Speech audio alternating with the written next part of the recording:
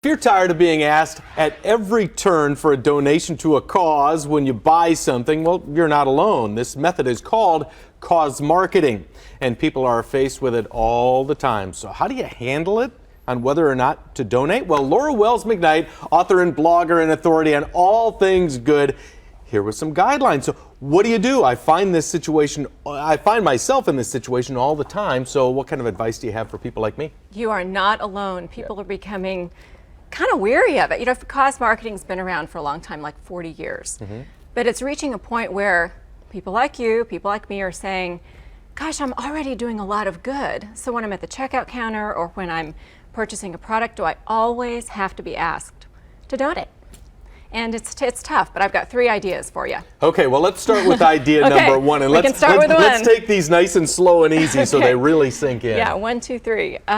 Yeah, so the first one is, I think first and foremost, don't feel pressured. Just because someone asks you for a donation doesn't mean you have to give it. And I think that's hard. You know, even in the checkout line, we've been talking about this.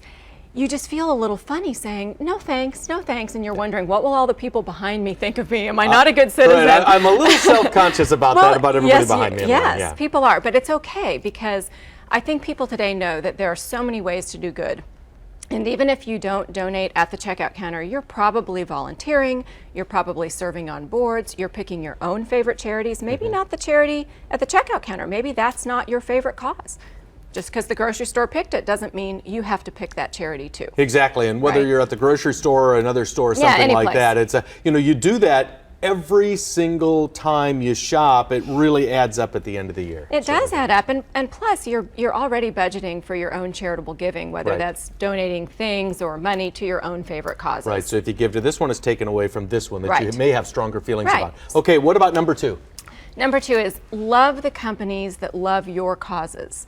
So it's really important to look out there and say, okay, if I do care about a certain cause, maybe kids' cancer or the environment, you can find companies to align with in your purchasing that actually care about what you care about. And sometimes this even happens in the workplace. Well, quickly, how can you discover that? Well, I think the most obvious way is when if you're at work and you're working for a company, a great sign of that is if the company asks you, hey, what do you care about? And how can we contribute as a company to the things that you care about, not the things that maybe we're picking that we like. I got you. And then very quickly, the last one? The last one is shop, show, and tell. So when you're out with your kids and you're shopping and you say, here's a Ben & Jerry's ice cream and they support non-genetically modified products, then we support that too. And kids, we're buying this because they care about what we care about, because our causes are important. Fantastic. Thank you so much, Laura. Sure thing. All right. Well, I feel a little bit better now about going to the grocery store. And you should. You should feel good.